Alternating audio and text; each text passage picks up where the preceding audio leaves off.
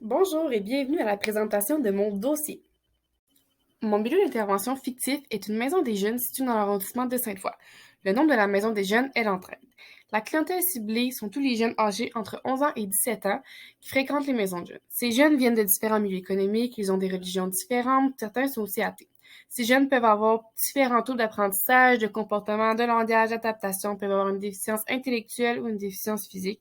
La seule condition est que le jeune en question respecte les règles de vie de l'organisme ainsi qu'il soit autonome dans la maison. On parle ici d'hygiène corporelle, d'aller à la toilette seul, gérer ses temps d'arrêt, etc. La problématique première sur laquelle je souhaite m'attarder est les relations interculturelles entre les jeunes qui fréquentent la maison de jeunes. Plus précisément sur le manque de communication et d'inclusion entre les jeunes qui fréquentent les maisons de jeunes qui sont de différentes cultures. Une dizaine de jeunes sont présents lors des heures d'ouverture et jusqu'à la fermeture. Les heures de service sont les soirs de 18h à 21h30 les mercredis et jeudis, de 18h à 23h les vendredis et les samedis. Lors des heures d'ouverture, 2 intervenants sont en tout temps présents dans la maison des jeunes.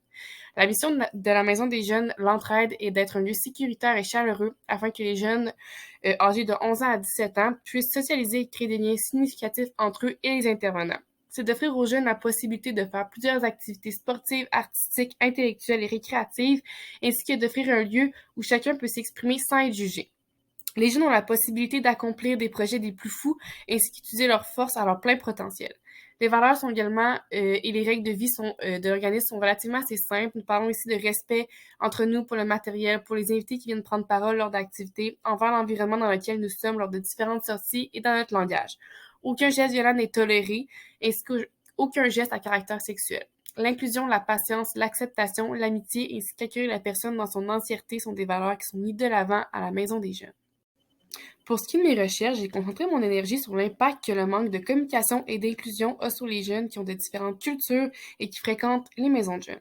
Dans la société, plusieurs choses viennent augmenter le sentiment d'exclusion que les jeunes de différentes cultures vivent. Par exemple, se faire rejeter, vivre de la discrimination ou des injustices ou avoir le sentiment de vivre des injustices, les stéréotypes, les préjugés selon les différentes cultures peuvent être aussi un impact significatif sur le sentiment d'exclusion que peuvent vivre ces jeunes.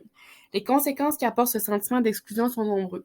Cela peut se traduire par de l'agressivité, de la violence, une baisse de l'estime de soi, un sentiment d'impuissance ou de solitude, des problèmes de comportement, une dépression, du stress et de l'anxiété. Ceux-ci sont certains impacts parmi tant d'autres. La problématique dans le milieu se présente de différentes façons. Une des façons que j'ai remarqué qui se présente dans le milieu, c'est que les jeunes créent de la chicane entre eux. Par exemple, un jeune qui est d'origine maghrébienne, lui, sa communication dans sa culture, ça se passe à proximité. Par contre, le jeune dit caucasien qui fréquente également la maison de jeunes, lui, il apprécie pas particulièrement que quelqu'un rentre dans sa bulle comme ça fait pas partie de ses traditions, de sa culture à lui. Fait que le jeune caucasien décide donc de repousser l'autre jeune. Mais le jeune maghrébin comprend pas nécessairement pourquoi on le repousse parce que lui, ça se fait comme ça dans sa famille, ça se fait comme ça dans sa culture. À ce moment-là, il y a une petite chicane qui se crée, des tensions, des différends qui se créent entre les jeunes inconsciemment, tout simplement parce qu'ils se comprennent pas leurs différentes cultures. Ensuite, ça peut être par la frustration aussi que les jeunes dits caucasiens peuvent vivre. La plupart des jeunes parlent le français, mais aussi leur langue première est l'arabe. Parfois, pour eux, c'est plus simple de s'exprimer en arabe. Donc, l'échange qui concerne le groupe entier, quand il y a des jeunes après ça qui communiquent seulement en arabe, ben maintenant concerne seulement un petit groupe. Ça va créer aussi un sentiment d'exclusion de la part des jeunes caucasiens, puisqu'ils comprennent pas nécessairement la langue et qu'est-ce qui se passe versus le groupe. Ça peut être aussi par la jungle. Les jeunes qui parlent majoritairement une autre langue que le français ont plus de difficultés à s'intégrer au groupe. Les jeunes qui parlent le français ne sont pas nécessairement équipés pour les intégrer, pour favoriser leur intégration. Ils n'ont pas les outils nécessaires pour les aider. Puis il y a de la gêne qui se crée. Les intervenants non plus n'ont pas nécessairement les outils nécessaires pour apporter l'inclusion là, du jeune au reste du groupe, surtout parce que c'est une problématique qui est assez récente.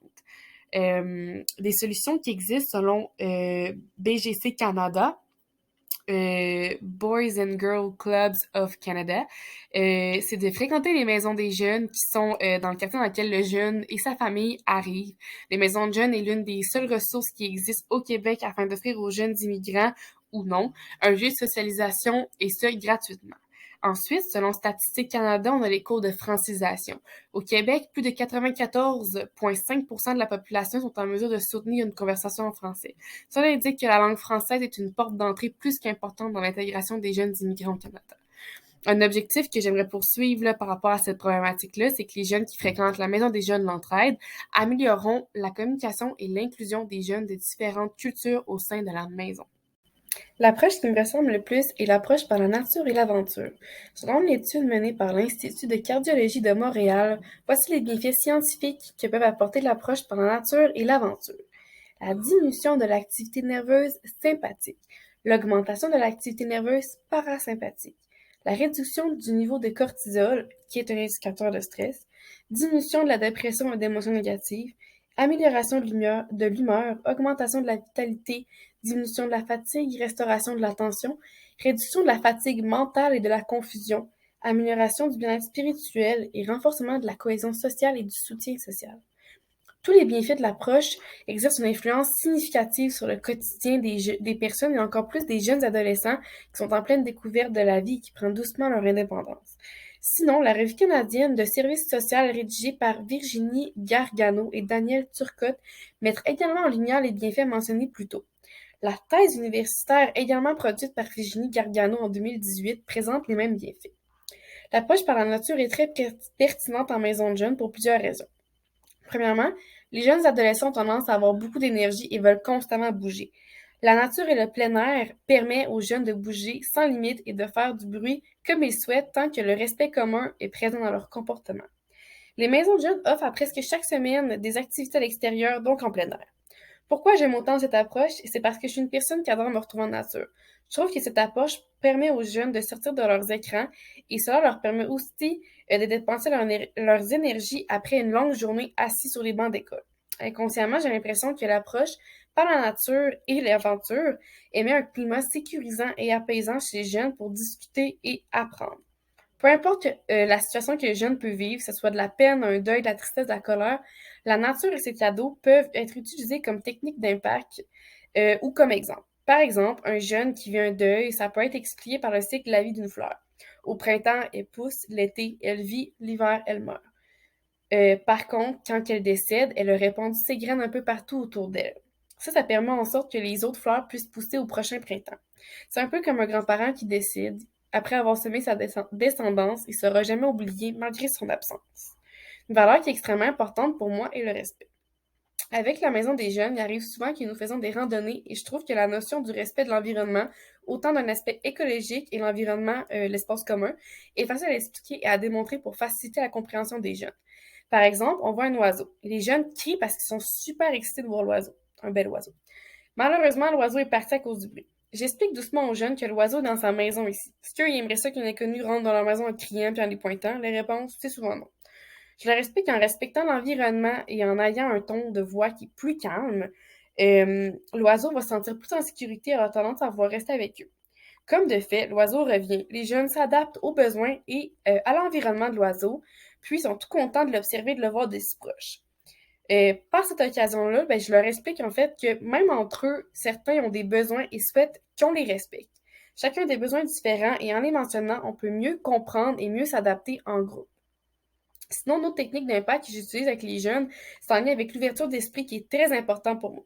Cet été, on était en promenade dans la base de plein air de Sainte-Foy et les jeunes se questionnaient /s'obstinaient sur la personne qui était un peu plus loin, si c'était un gars ou une fille. J'ai donc apporté le groupe un petit peu plus loin, puis je leur ai montré une sorte de fleur. Je leur ai demandé le nom précis de la sorte de fleur qui était devant nous. Puis, tu sais, les jeunes, sachant pas trop c'était quoi la fleur qui était devant nous, ils disaient « Ben, on s'en fout, c'est juste une fleur. » Puis là, je leur ai juste expliqué aux jeunes qu'effectivement, on s'en fout parce qu'au final, c'est une fleur. C'est pareil avec la personne qui était plus loin. Que ce soit une fille, que ce soit un garçon, que ce soit une personne non-binaire, on s'en fout. Le plus important, c'est parce que c'est un être humain. On n'a pas besoin de savoir, tu sais, c'est quoi son sexe. Je trouve que la nature puis le plein air permet de mettre en contexte tout plein de concepts que les jeunes vivent au quotidien, puis de les mettre en lumière, les expliquer concrètement avec des exemples qui sont plus précis pour favoriser leur compréhension. Les contraintes que je pourrais considérer à cette approche-là, c'est si un jeune déteste absolument la nature ou se retrouver à l'extérieur. C'est plus difficile à ce moment-là de l'utiliser. Ces jeunes ont une déficience physique, puis le lieu n'est pas accessible pour les personnes qui sont à mobilité réduite. Malheureusement, à Québec, il y a beaucoup d'aires communs qui sont pas adaptés pour ces personnes-là. Puis sinon, si le milieu ben, permet pas des sorties à l'extérieur, par exemple des activités extérieures ou que les milieux manquent de personnel, qu'au lieu d'avoir 12 intervenants, il y en a juste un seul, ça fait en sorte qu'il y ait une intervention de groupe, ce qui arrive moins. Euh, ben, c'est plus difficile à improviser qu'une intervention qui est plus petite qu'un plus petit groupe. Ce qui fait en sorte que ben, l'intervention va être plus difficile à apporter.